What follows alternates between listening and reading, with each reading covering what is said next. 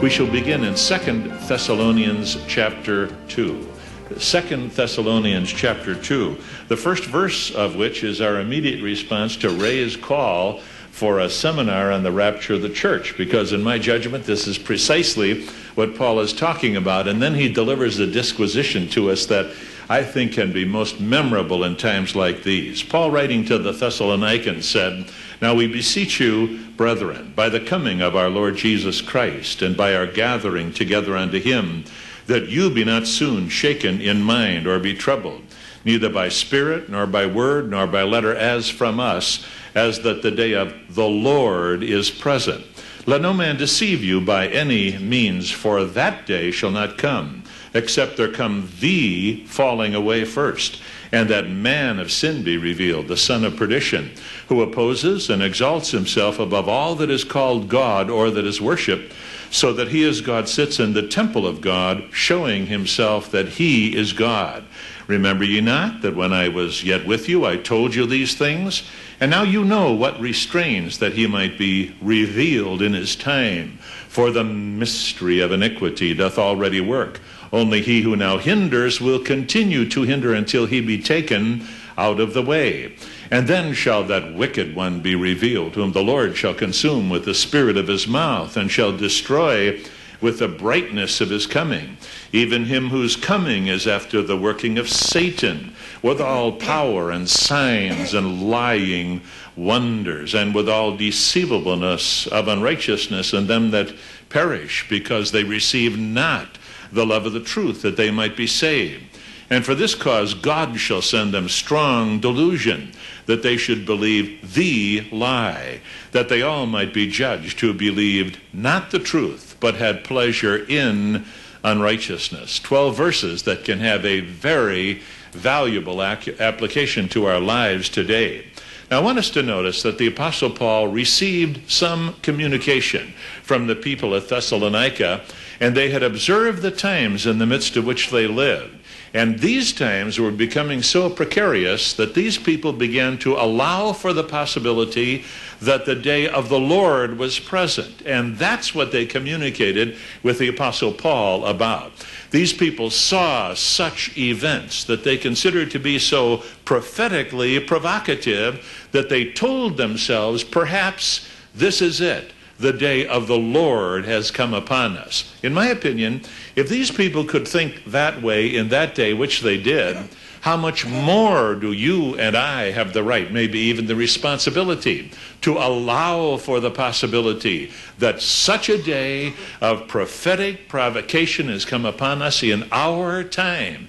So we should be the people who look up for a redemption that draws nigh. Let's consider these times in the light of the similarity of our concerns with those at Thessalonica. Think of what has taken place in our world, let's say in the last more or less 2 years. On the 9th of November, the Berlin Wall was breached. That is 1989. James Baker, Secretary of State of the United States, said 3 days ago, nobody in the world could have predicted this event. And all of us looked on with astonishment. We saw people dancing on the wall, breaking champagne bottles, rejoicing in an impossible development that no one conceived could ever happen. The beginning of the breakdown of the fell clutch of communist power on Eastern Europe. Well, this became the beginning of the liberation of Germany, that is, East Germany, from communist power, followed by Hungary, Czechoslovakia, and the rest of the Eastern European states, the last one being Romania. You'll recall that Ceausescu made a speech as to how they must stay true to communism. The crowd resisted him. He ordered the soldiers to fire on them, which they would not, so they took him prisoner. And on Christmas Eve, Ceausescu and his wife were executed by that militia. And when the picture was presented across the world, the people of Romania said, "The Antichrist is dead. The Antichrist is dead," which shows the depth of feeling that they had about these fierce oppressors that had come upon them. Is the Antichrist dead? As we shall see, he is not. But that evidence is that the people even then were starting to put something of a theological interpretation on the events that were taking place. Well, that sort of got us into the year of 1990. And 1990 began to unfold in very, very remarkable fashion. Through the year 1990, we saw the new parliaments develop in Eastern Europe, and the word perestroika and glasnost began to be announced across the world. Mikhail Gorbachev said, we must move Russia to the point of some kind of a democracy. And no one believed him to be sincere. And maybe he wasn't sincere, but nevertheless, many times our words operate with greater impact than even our own intention. So there was a fierce percolation inside the Soviet Union, so that the call for freedom, which, by the way, is innate within the human breast, began to express itself through that year in a tremendous way. Well, the world began to watch this, heard about the possible breakdown of the Soviet Union through the year 1990, but they wondered, and their wondering was interrupted by an event that took place in the summer of that year. And that interruption came with the emergence of a rabid Islamic fundamentalist leader of the land of Iraq. And this man said, we are going to move out now that Allah has put his hand upon the Islamic movement once again, and we will take the Middle East, we will take Israel, we will take Europe, we will take the world, and the day of jihad will bring us a liberated planet Earth. And every other day that he spoke, he talked about how Allah has willed this thing. And so we had the war in the summer of 1990 when Kuwait was captured. Kuwait was producing the largest amount of oil for a nation its size in the entire world. Even when the oil wells were later aflame, there were 900 wells delivering flames from 20,000 barrels a day. And so far as we know, the supply has not yet been abated. Well, they took Kuwait. But then so the guns of August sounded, but in September of that year, President Bush said we are drawing a line in the sand. And so Desert Shield was set up. That was followed by perhaps the most astonishing deployment of troops that has ever happened in the history of the world. The most powerful army ever to assemble since the Garden of Eden. The most powerful army in history.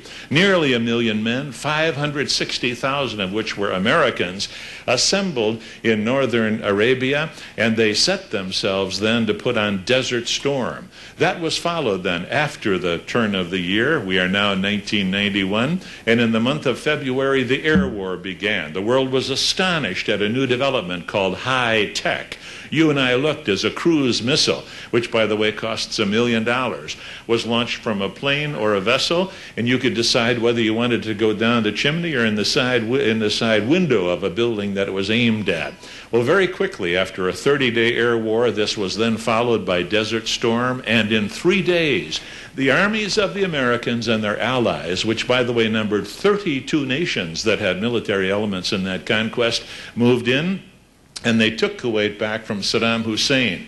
Still, the estimates of those who died on the Iraqi side are a military secret. We are not told even the estimates, but it is thought that 150,000 of the Iraqi soldiers died and were buried beneath those desert sands after that high-tech war. But 1991 brought a number of other things. It brought a typhoon in Bangladesh where 130,000 people died in a matter of 2 or 3 days.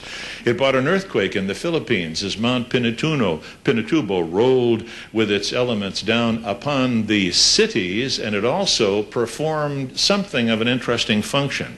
Because of that volcanic explosion, Clark Air Force Base and also the Subic Bay Naval Base have been canceled. We are no longer occupying them, leaving the opportunity for new aggressive power from some other source in the Pacific Rim. So through the year 1991, it was like the whole balance of the world's thinking started to be changed. But especially came the amazing decisions within the Soviet Union on the